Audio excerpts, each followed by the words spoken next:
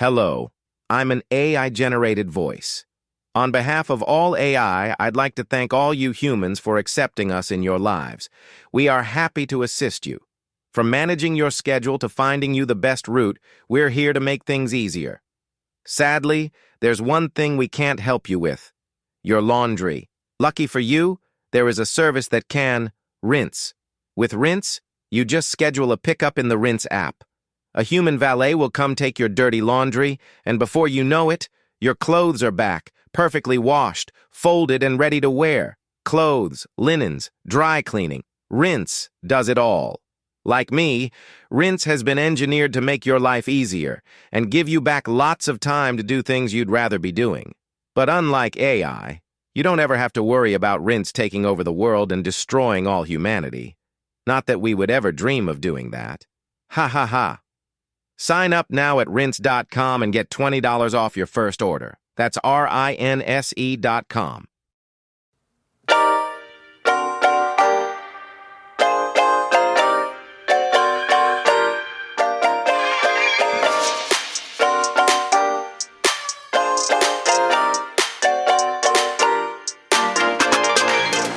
Welcome to the RuPaul's Drag Race Recap Show for Season 17, Episode 7, titled Snatch Game. My name is Joe Batanz, and I am joined, as always, I put a place word here, but one loquacious co-host from the podcast Bravo, Bravo, effing Bravo. Please say... I am a baby. I'm a baby.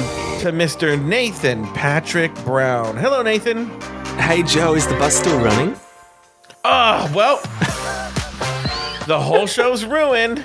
Oh, no, did I steal your joke? You stole my joke. I have no other jokes or comments for the rest of the episode.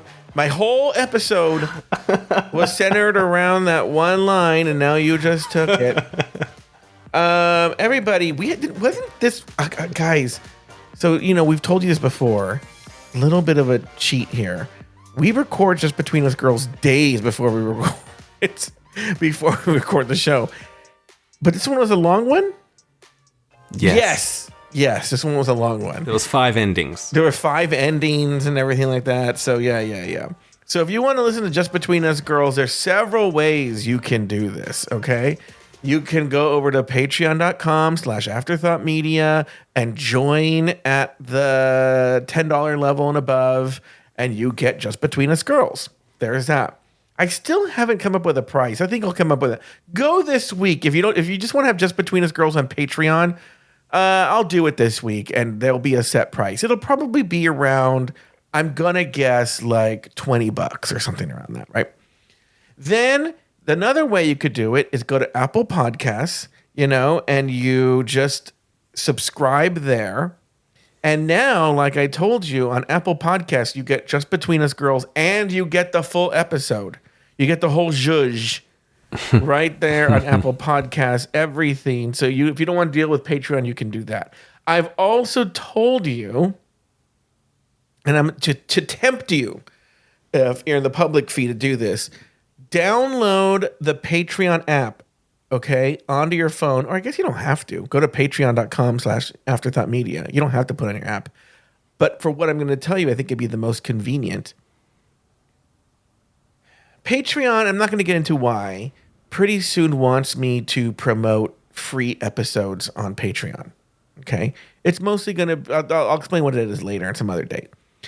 But what I will tell you to entice you is on, like, I don't know, Wednesday or something, Wednesday or Thursday, I will release, because it is Snatch Game, because it is a pivotal episode, I will release the entire episode for free on like Wednesday or something.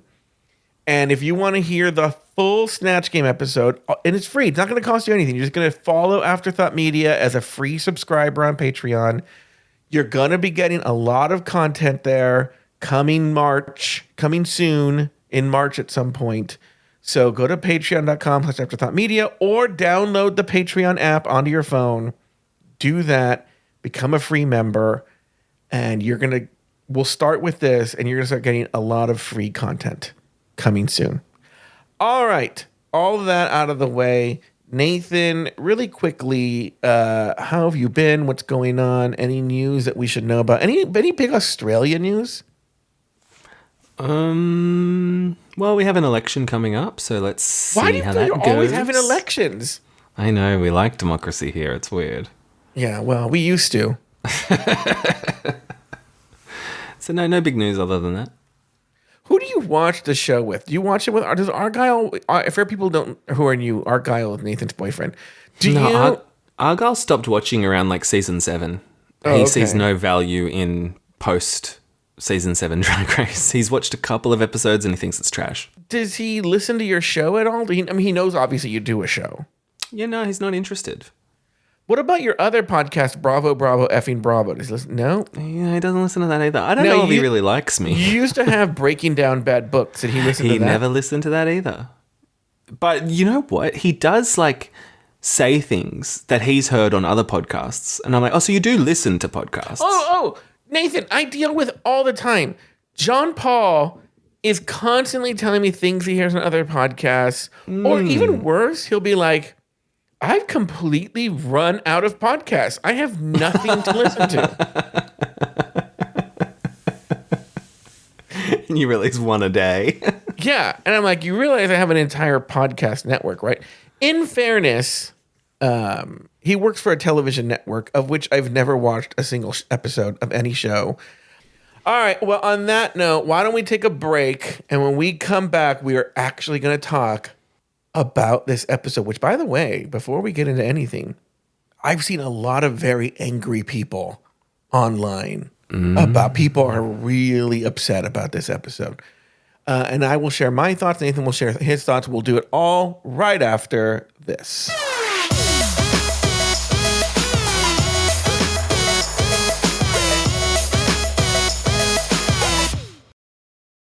If you were fixing your bra straps, fussing with wires, or battling your bra during this podcast, stop right now. You'll want to hear this. Those bra problems, those problems you thought you had to live with, Third Love has solved them. Their bras make it easy to get what you want, whether it's ultimate cleavage, a smooth look, or stopping your shirt buttons from pulling. With over 60 sizes, including half cups you won't find anywhere else, you'll never be stuck between two sizes that don't fit. So stop settling for bad bras. Now's the time to treat yourself and get your problem solved. Save $15 on your first order with code PODCAST15 at thirdlove.com.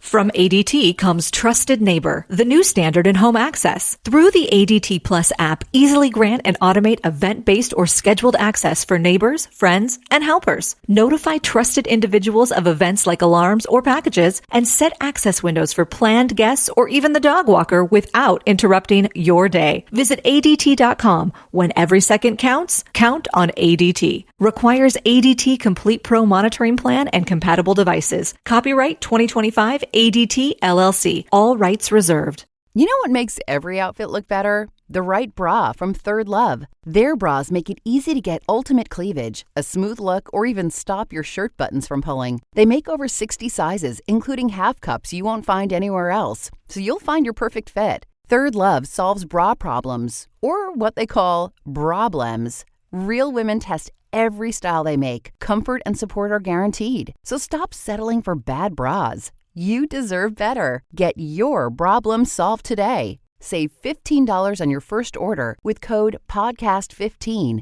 at thirdlove.com.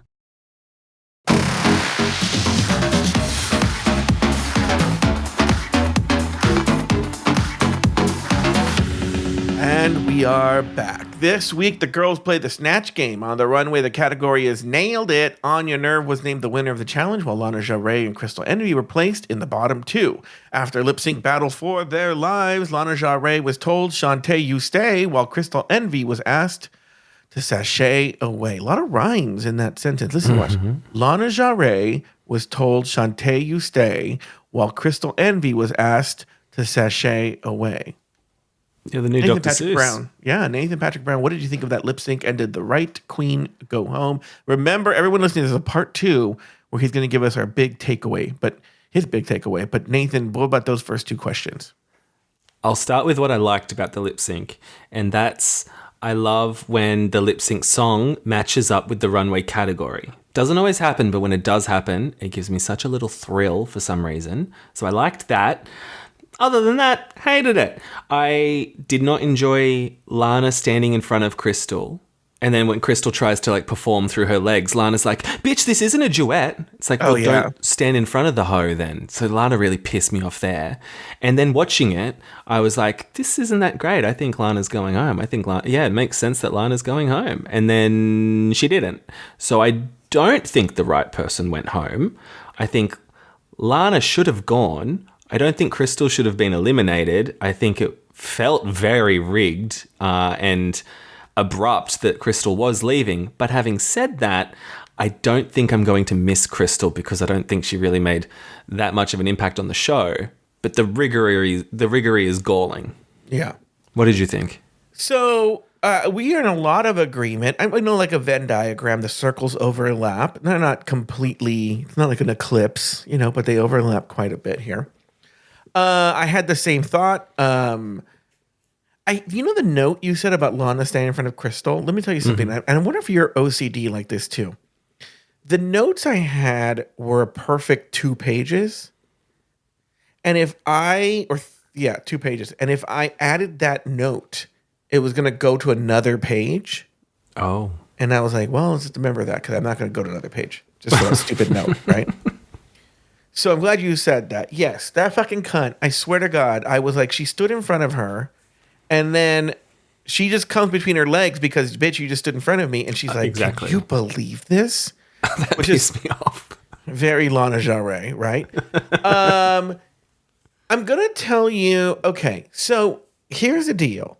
Ultimately, in terms of judging the lip sync, in terms of just forget, if you were just like, remember I used to have that show, The Pit Crew, with my straight cousins? And they would just watch very little of the episode, okay?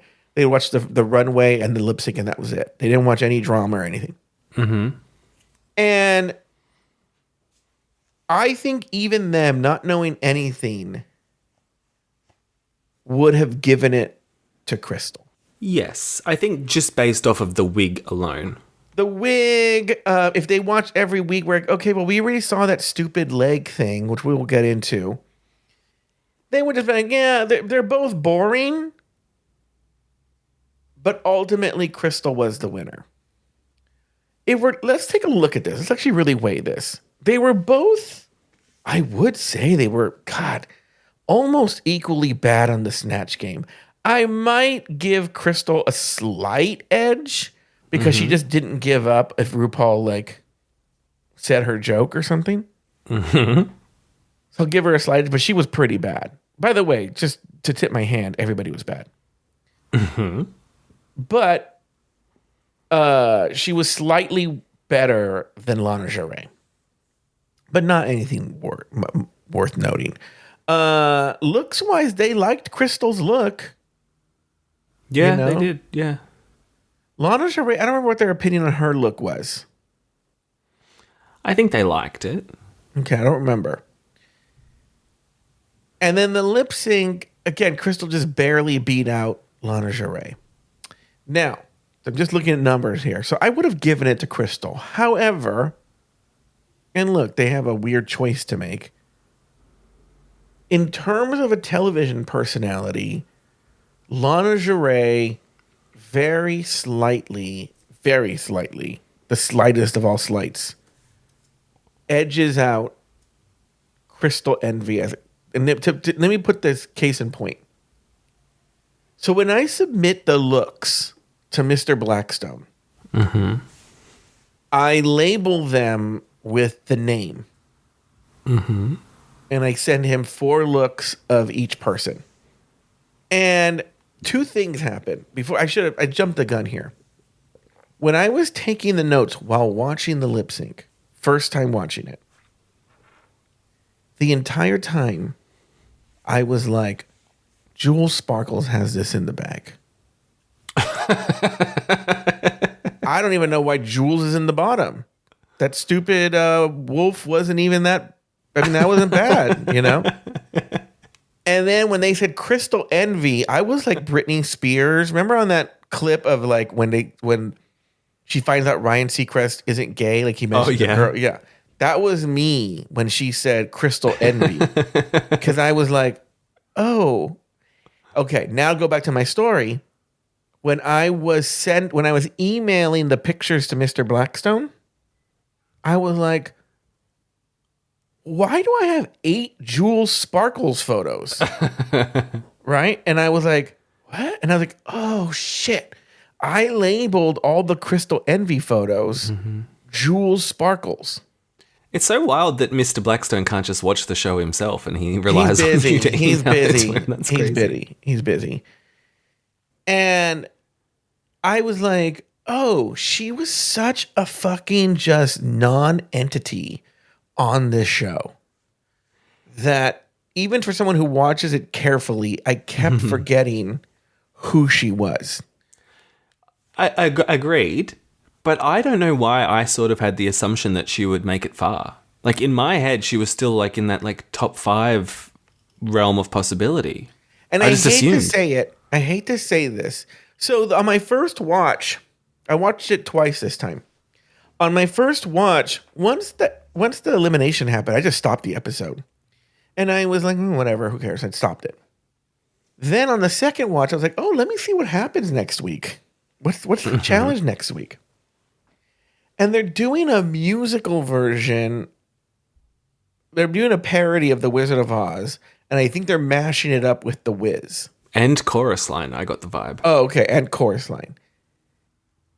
And I think, they're like, wow, they're both equally bad. But we can't do The Wiz with only one black girl or 2 black girls. And we need more black girls. And also Crystal Envy. What the fuck is Crystal Envy going to be in the Wizard of Oz? Tin Man? She's not even that. She's I don't know, the house that fell in the witch or something. I don't know what. She played a tumbleweed already, right?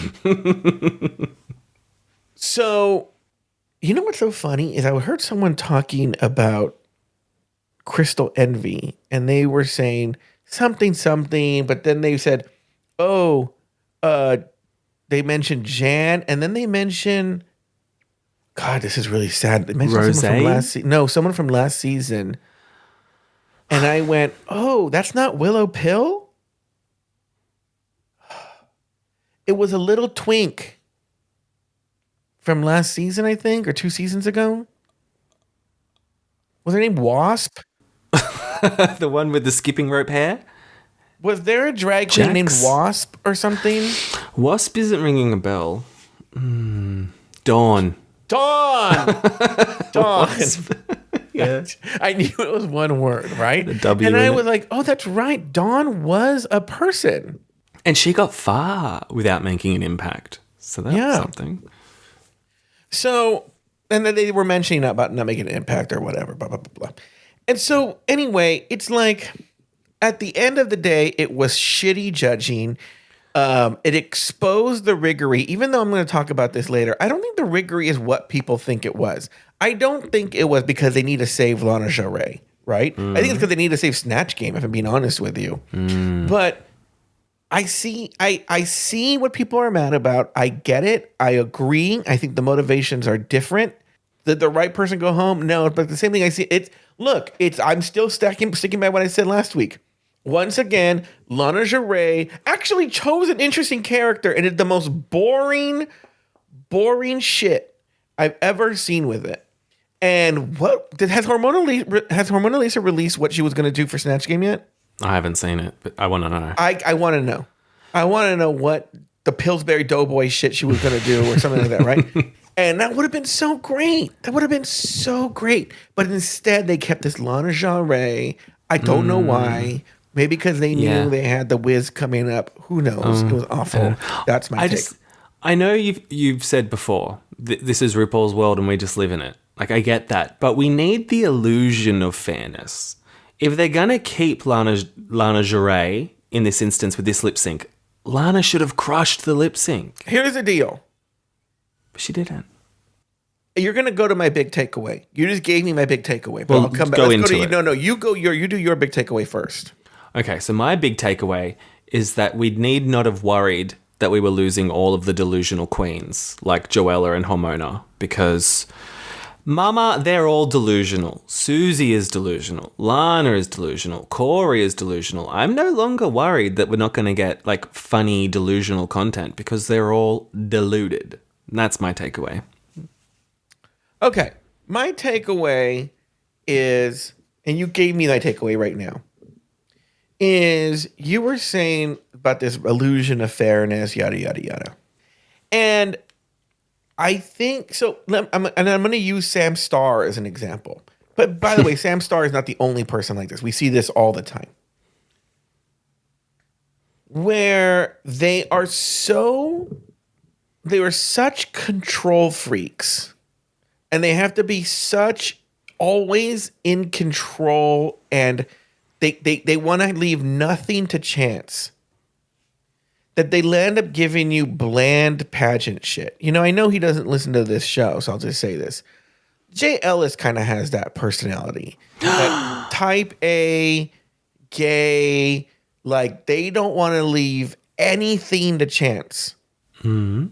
I don't think Jay would ever adapt. You know, Sam Starr would never adapt. They want to show up completely prepared. All right? Leave nothing to chance. And that leads to a stilted performance. I think his Snatch Game performance was stilted. I think a lot of the things he does is stilted. Crystal Envy had the same problem too, but they don't call Sam Starr on it either. And I think that's what happened with this show. Mm-hmm. Is this show so wants to be in control. It's funny because it's what RuPaul criticizes the drag queens about when they first get there, is that they want to control their own narrative. And so this cast is a really good example of this. Actually, I don't think it's ever worn off. This cast is going longer than most people. But the first few episodes for sure, they're so on their best behavior because they want to control their social media image. Susie Toot speaks to a problem that we've talked about on this show. They don't care about what's happening in the room anymore. Susie Toot openly said, okay, well, everyone at home is going to think it's funny. Newsflash, no, they don't, right? I know this Ellen Green, right? I didn't think it was funny. I've seen Little Shop of Horrors a million times. I know the soundtrack back and forth, the movie one. And which, by the way, he got wrong. She originated the role on the musical in the Fucking off-Broadway idiot. production. Yeah. Dummy. And so, like, I know this Ellen Green. I know what a kooky bird she is, right? I still didn't think it was funny. But the point is that they're trying so hard to control the narrative of the show instead of letting it just play out,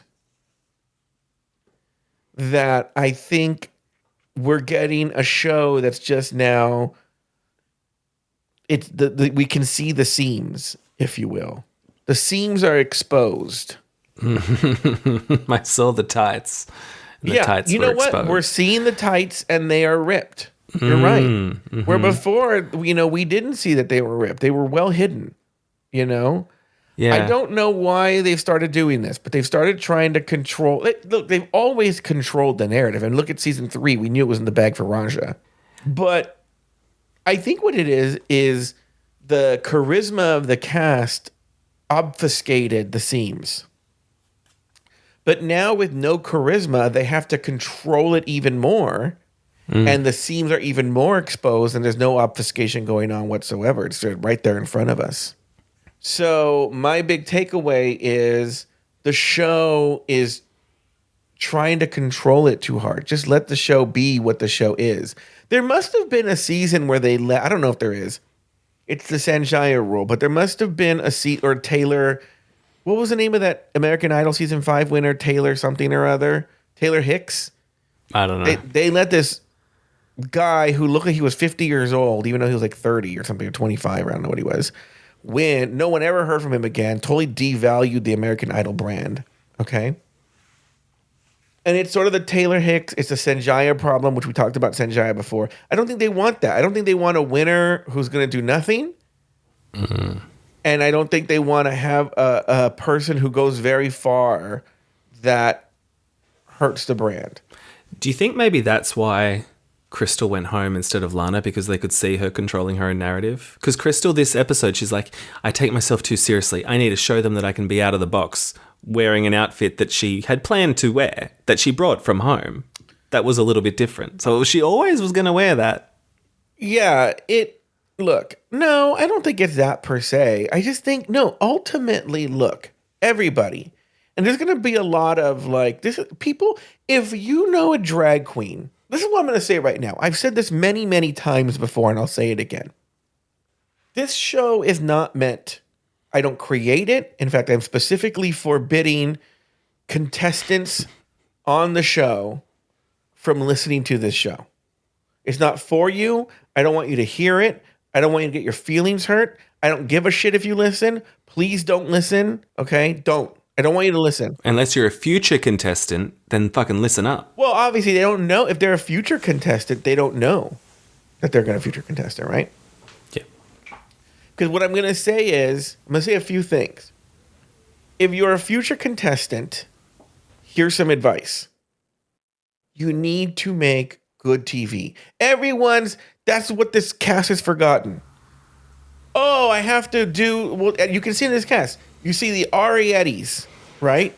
This Arietti and her crew, okay?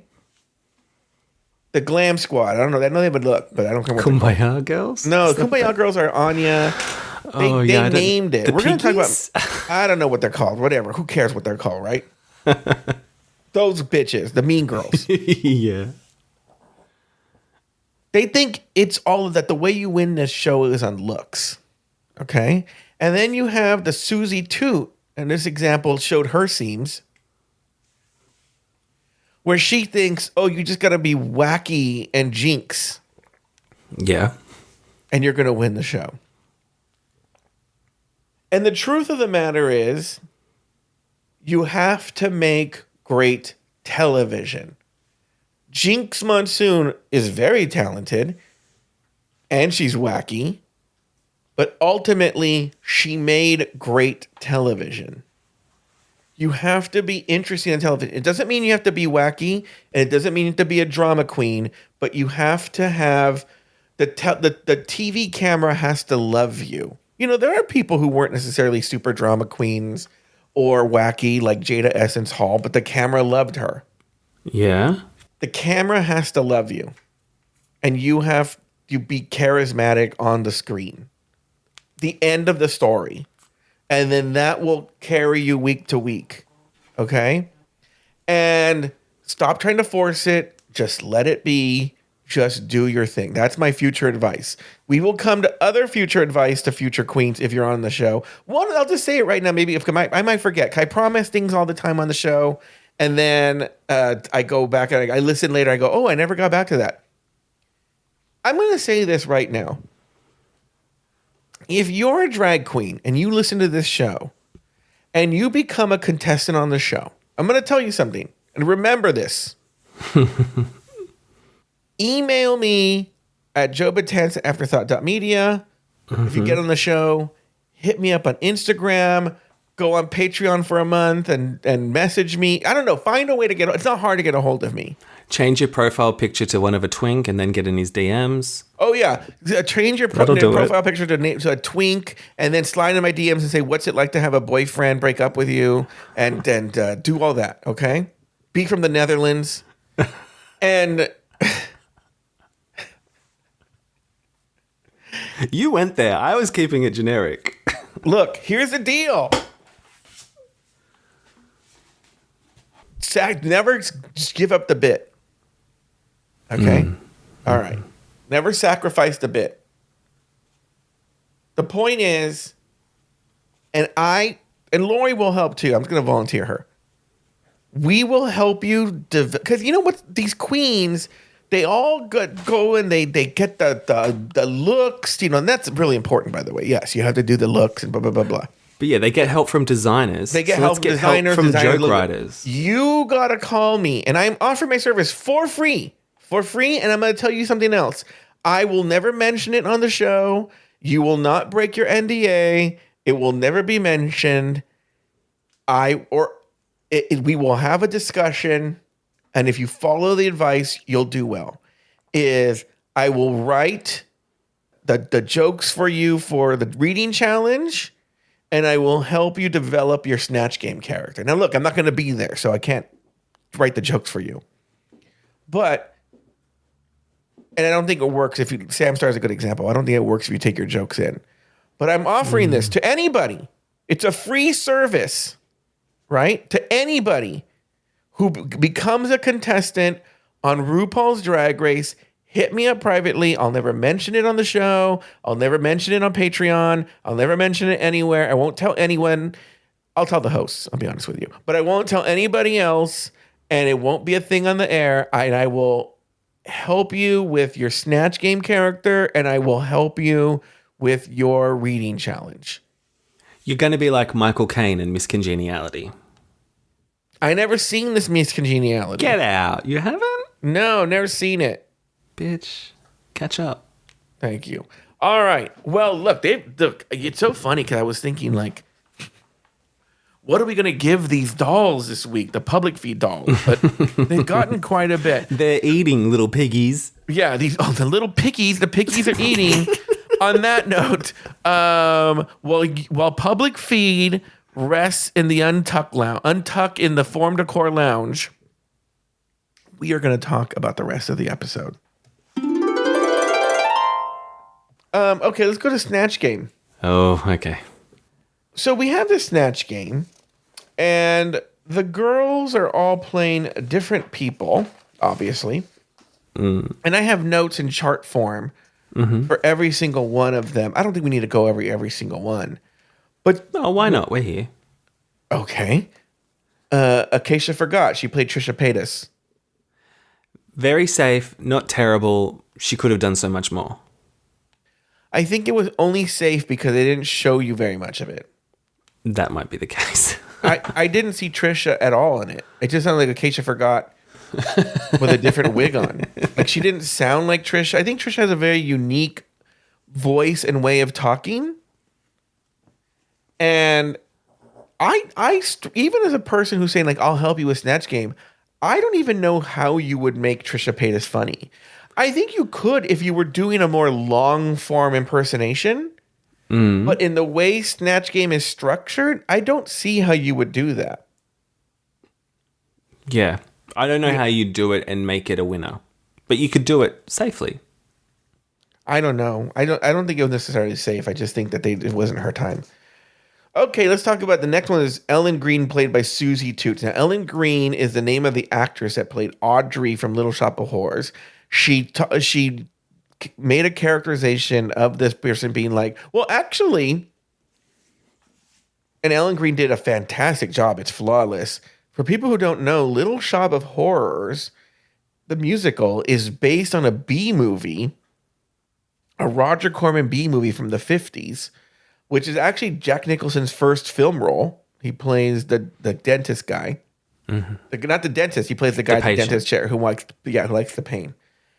And it's this B movie, and the Audrey in the B movie talks and acts and looks like that character. I mean, Ellen Green nails. Ellen Green's doing a Snatch Game character, okay, of this actress who has like a really kind of stereotypical 1950s sort of like bimbo voice, okay? And that's who Ellen Green is. What did you think of this, Nathan?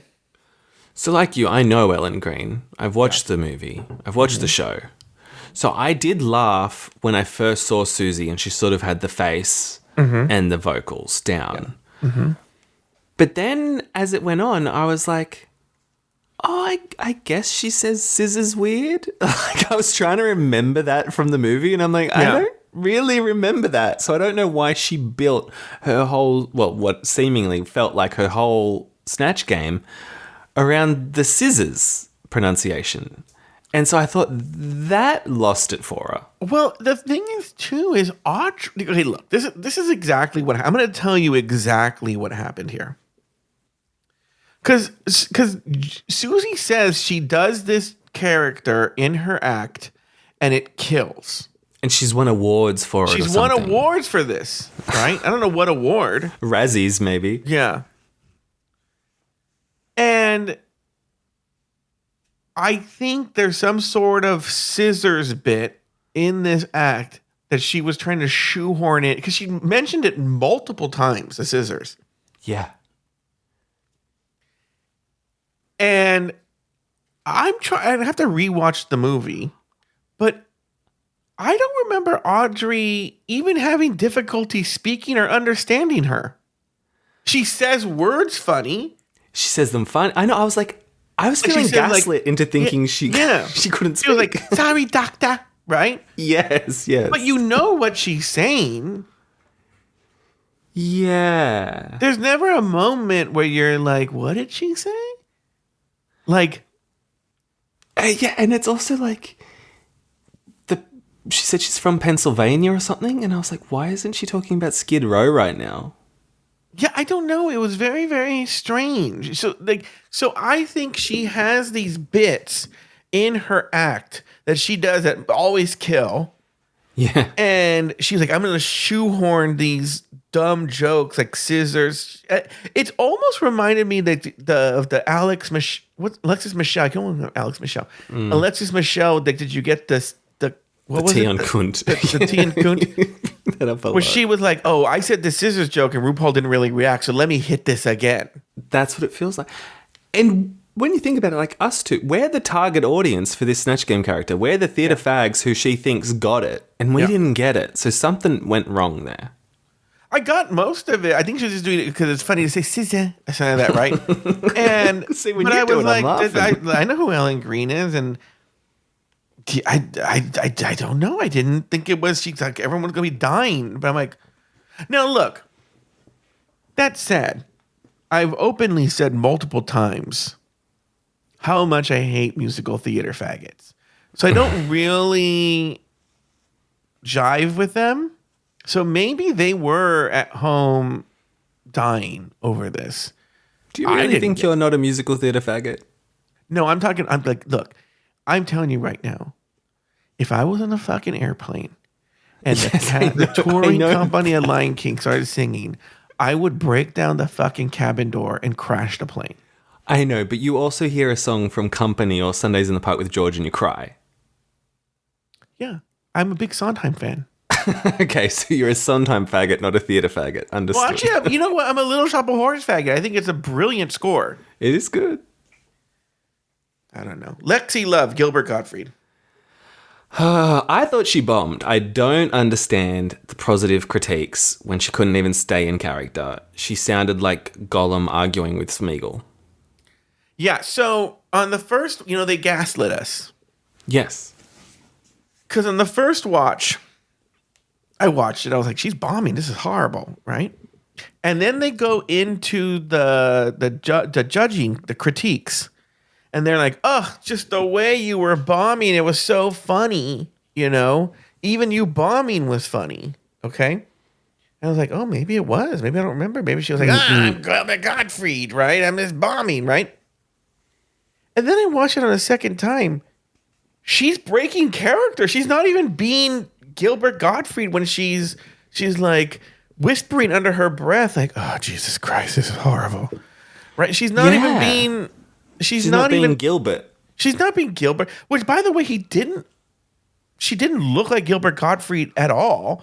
She looked like, I don't know. It was the whole thing was really, really odd and not good. It was not good. But we'll get that when I talk about Snatch Game as a whole. Oh, okay. I'll talk about this, but this was not so bad. It was funny. It wasn't. It was just bad. Said things that Gilbert Gottfried. Here's the deal. Again, you can't do people who are funny. And Gilbert Gottfried is a perfect example of a person you can't do on Snatch Game for a couple of reasons. One, he was a very funny comic. Two, he was an extremely dirty and offensive comic. That was, if you guys think the fashion guy on here is offensive, Gilbert Gottfried was 1,000 times worse. 1,000 times worse. Let me tell you something, Nathan. I toyed with the idea of summoning Gilbert Gottfried from heaven for this episode. The reason I didn't do it was because I knew what he would say would be so horrible that I would be canceled. Right? I would have liked to have heard it. Oh, no, I'm sure I would have liked to have heard it too, but it would have been so horrible. I talked to him a little bit because I was like, well, maybe he'll just talk about Lexi Love. The things he was saying were so offensive. Really? Yes, I don't even want to repeat them. It was like Carlo when he was going to translate the German. I think if you just release it to the Patreon subscribers and we all make a pact that we're not going to cancel you, I think you should still release the chat. Maybe we'll release it. We'll do an interview with Gilbert Gottfried, or we'll have him record a phone call from heaven. Yes, and we'll all make a promise that we're not going to get you canceled. All right, we'll see. So you can't do it because you could never be that if you were going to really. First of all, you can't. It's hard to do someone who's funny already, but if you were going to really do Gilbert Gottfried, you cannot do it correctly because it would be so offensive they couldn't air it on TV. You just couldn't. Next, we had Sam Star, someone named Kim Gravel. She's some sort of pageant person who's also in QVC. Your thoughts here? I didn't know who she was. I thought it was just Sam Star being Sam Star, but at least she was confident. Well, look, she was able to. Well, no, she was in the top, huh? No, this is a whole thing. Yeah, but the tops are not the tops. Yeah. She was overly prepared. It was essentially a Wikipedia article come to life. I didn't like it at all. I didn't laugh. She had all her jokes pre-written. Literally, there are moments where RuPaul goes, well, what? I don't know what the bit is or stupid thing that RuPaul said. Because it doesn't matter. RuPaul could say whatever. You know, she would say like, Kim, what do you think of the Palestinian-Israeli conflict? And she was like, that's a whole mess, RuPaul. But you know what it reminds me of? Back in the pageant, 1986. And then she had this whole pre-written bit that she did that RuPaul didn't matter what RuPaul said. Because, so there's always this whole thing about the volley, which did not come up this time because none of them did. Saying that's funny that you say that and then saying something completely different is not volleying. It's just pivoting. You reading your own jokes that you wrote and became brought over. It was not good. It was horrible. Lana Jarre is Rosa Parks. This was mind-boggling to me how unprepared she was. To have only ever had that is the bus still running thing in her head and never once think that she had to prepare a response to that question, even though she was acknowledging that that's something that Ru says all the time. Completely idiotic. And the next minute she's saying that she has a car. Is like, you did no research into this. And not even she's so not Rosa Parks that it's funny. Yeah. It was just bad. So let's actually even take the opposite approach here. Let's say that RuPaul did not say, is the bus still running? And Lana Jarre got to drop her fucking killer joke. Is the bus still running? Okay, then what? It's all she had. And because she brought that up in the walkthrough, right? She's like, is the bus still running? And that's all she had. It's all she had. She should have just been a fucking bus. Welcome to the stage, Rosa Parks. Hi, RuPaul. Is the bus still running? Okay. Anyway, Rosa Parks, Michelle Visage is so stupid that she thought a Butterfinger was a. What would she have said? Is the bus still? That would have been super funny. If every response. Actually, that would be funny. If every response is the bus still running. Yeah, that's good. See, but she's not that funny. She's not that clever. No, she was bad. It was really, really bad. And also, RuPaul was really trying to help her. She was throwing the slowest of slow pitches at her, and she was just dropping them. She even got a laugh with the my car, and she couldn't even take that and pivot and be like with something funny with that. No, couldn't. Yeah. On your nerve as Eddie Murphy. Look, I thought she was good in comparison. You could tell that it was Eddie. It sounded like Eddie. It had the vibe of Eddie. I think any other year she'd be safe, but she was the standout for this episode for me. Look, this is the problem with Snatch Game. If you're going to do Snatch Game right, you're going to go there. You're going to be offensive. And now drag has become too sanitized. Because how are you doing? Which, by the way, let me just make a comment here. It was fine. It was whatever. It's Deja Sky to me. Okay, It's like, well, what you were the least offensive thing in a very offensive thing. And by offensive, I mean offensively bad. To go back to my point, how are you doing, Eddie Murphy, on Drag Race, on a show with a bunch of drag queens, and not bringing up that Eddie Murphy was arrested with a trans sex worker in his car who he wanted to worship her feet? I mean, that there's fucking... Yes, Nathan? You'd at least allude to it. Allude to it. Bring it up. Talk. Nope. Why, do they think Eddie Murphy's going to come on the show? They're afraid to offend Eddie Murphy because he's going to be a guest judge one day? Yeah, not going to happen.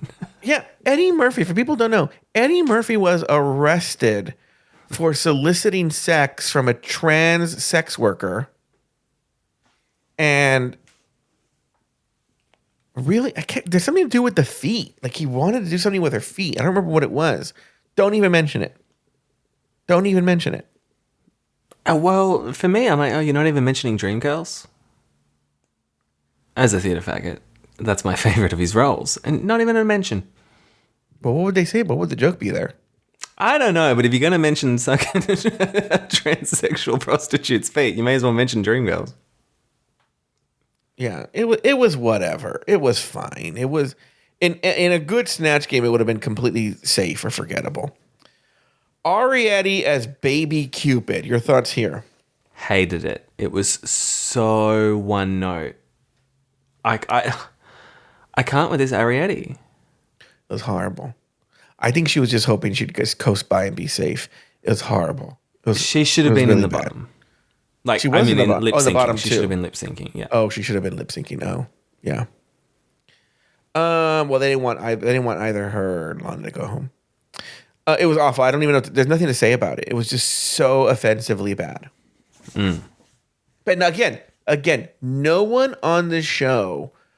Everyone knows I love me some. Who's the girl? The little girl I talked about earlier, Kenya Michaels as Beyonce.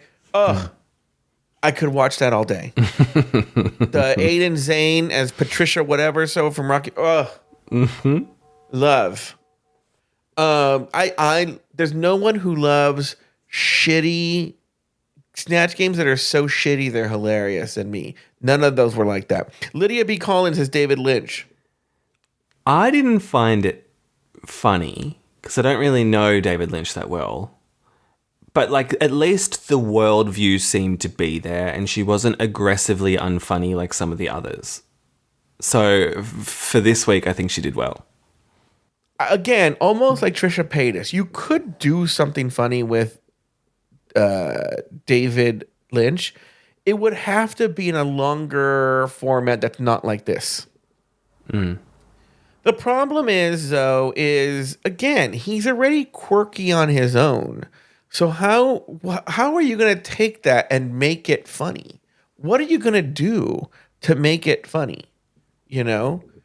In The Fabelmans, the Steven Spielberg movie, there's a scene where the young Steven Spielberg, and this really happened to him in real life, had a meeting with the director, John Ford, who was very kooky. And Spielberg considered a big get that he was able to convince David Lynch to play John Ford because David Lynch is also kooky. So it's this thing where it's like, how do you, again, you have to take someone that's not, where do you go? If the person's kooky already, where do you go? And then there also the problem is like, well, no one has that much exposure to David Lynch that they would know these David Lynchisms. And like, for instance, the thing with the spider, I don't know what that was. I think they were referencing a movie. But here's like a weird thing about David Lynch. Every day, but again, how do you do this in a Snatch game? But every day for like 7 years, he went to a restaurant called Bob's Big Boy out here. The same one. I think it was in Burbank, the original one. And had the same meal at the same time every day for like 7 years. Oh. Yeah. It was very strange. Weird. That's very, very strange. Yeah, but then what do you do with that? What do you do with that? Jules Sparkles as Miss Bigfoot. I also personally didn't find this one funny, but I can see that she at least had a consistent character. She had some energy. She had some bits. She had some props. So that meant she was good this week. Yes. I agree with you. It was a fully formed character, was able to have a conversation with RuPaul as that character because she knew the character. Wasn't funny. I didn't laugh, but it was a fully formed character. I didn't laugh at any of these, by the way. Crystal Envy is Nicole Richie.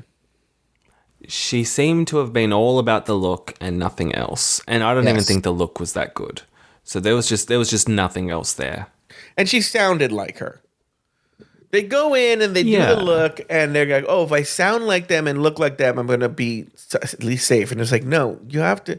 It was horrible. And again, she's another one. She went with the pre-written jokes. Like she had these little catchphrases that Nicole Richie said. And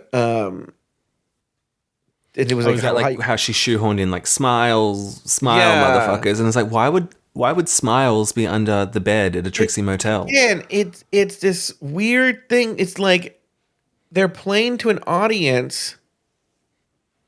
You have to make RuPaul laugh. So did you think, oh, I'm going to do Nicole Richie and RuPaul's going to laugh? No. Yeah, it's weird. It's so bizarre. And finally, we have Corey King as Big Ange. I actually thought she was one of the better ones, even though we didn't really see much of her, which makes me think maybe there wasn't anything else. Yeah, I don't think there was much to it. She was safe, if anything. And on that note, bring back my girls.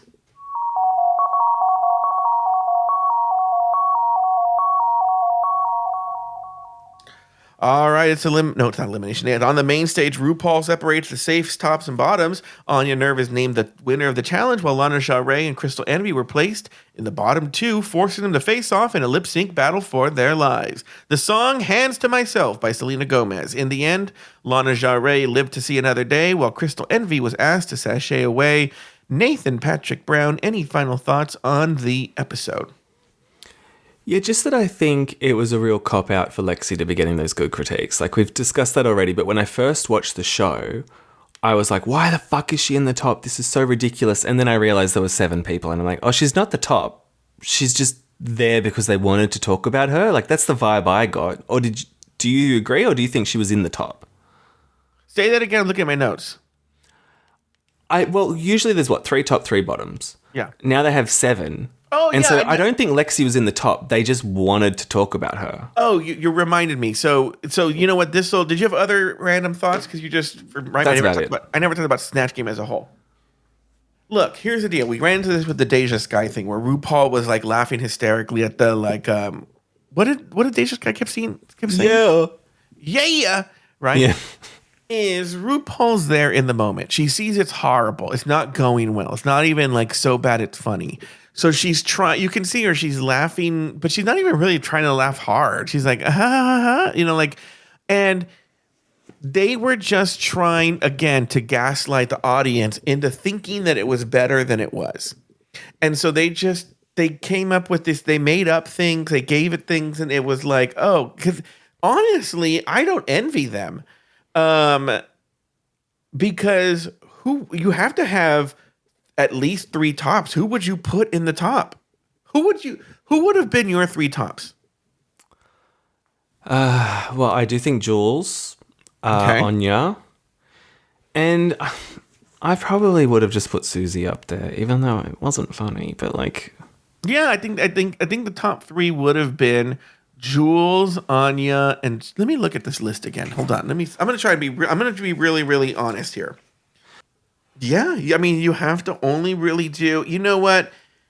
If you wanted to make a case for swapping out Susie for Big Ange, I wouldn't be mad at it. But who did we say? Susie, Eddie Murphy. Yeah. Jules. If you have 4, I would throw in Big Ange. If you want to swap out the 3rd for Susie Toots or Corey King, I'm fine. But Lexi would not be in that top 4. No, not at all. 100% no. I don't know why they did. I think they were trying to see maybe we can edit it in a way that it's so bad it's funny. I don't know. It's a very, very strange Or has thing. she just not had critiques yet, and that's why they were like, oh, let's just chuck her in. Like, has she been safe this whole time? She mustn't have been. I will say her look was pretty sickening. And Yeah. and maybe they were like, maybe it is one of these things where like we don't have it, but the look was really good, and Susie's was like whatever, and sure. It was just very strange. It was. I mean, look, we're not alone in this. The whole internet is on fire about the judging on this episode. I think they nailed the bottoms. Speaking of the runway theme, and yeah, but the Snatch Game as a whole, they were trying. I think they realized they had a stinker on their hands, and they were just trying to salvage it as much as they could. And yeah, I mean, they think there was no way of saving it. And to me, this is just as bad as the one with Deja Sky on it. So do you think we still have a future where we're having a Snatch Game episode every season? Oh yeah, I mean, I think they still. It's just, I think it's one of these things. Look, it didn't help that they did this. They didn't help themselves either with this stupid gay eye bit. Whereas I actually thought Gay Eye was funnier than some of the queens. I don't know. I'm not convinced yet that AI could make anything funny. I loved it. There's an ointment for that. Yeah. But yeah. So I don't. So I think if you would have had real life people, they should probably, they've been trying to control the contestants as well, and maybe if you had more to volley with that too. It was just, again, a lot of the reason that if an episode sucks or the Snatch Game sucks or whatever, it's because they're trying to exert too much control, and they're even trying to control how they should have just let it be bad. It's bad, and they should let RuPaul call it bad. They did it with the Deja Sky one. Remember, but that was already a pre-planned thing they were going to do. They wanted that one to be bad. They wanted that one to be bad.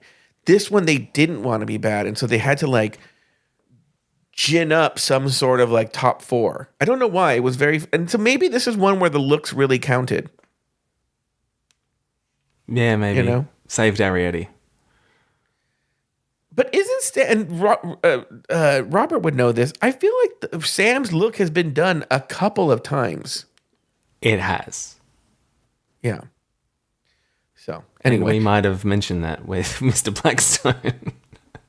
oh yeah. Well, I don't know, Mr. Black. As we know, Mr. Blackstone wouldn't ever say anything negative about Sam. But I would. Yeah. All right, well, that's going to do it for this week's episode of RuPaul's Drag Race Recap. Be sure to join us next week and every week as we continue to discuss, dissect, and deconstruct each brand new episode of RuPaul's Drag Race Season 17. So, for RuPaul, you know how RuPaul was a guest on this episode? For Nathan Patrick Brown and myself. Let the music play.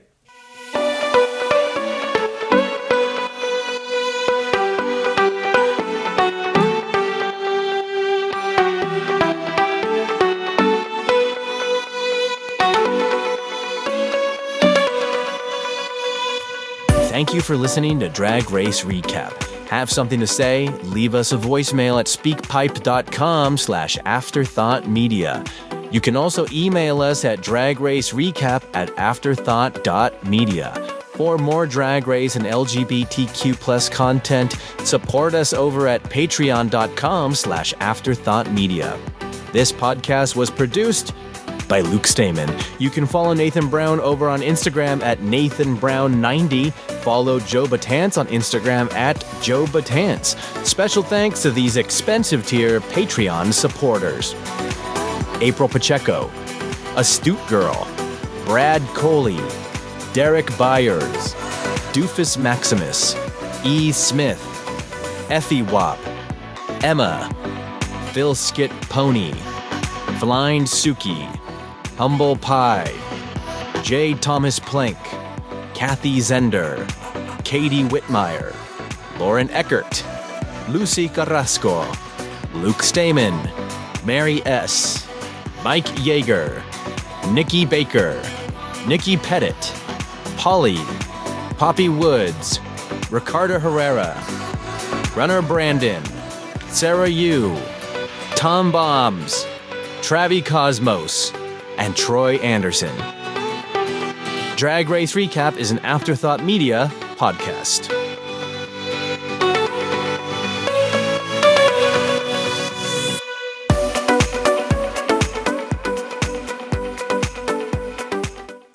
If you're a facilities manager at a university, you know students rely on the cafeteria for breakfast, lunch, dinner, and the occasional late-night snack. So when a dishwasher breaks down and dirty plates pile up, the mess hall can turn messy in the blink of an eye.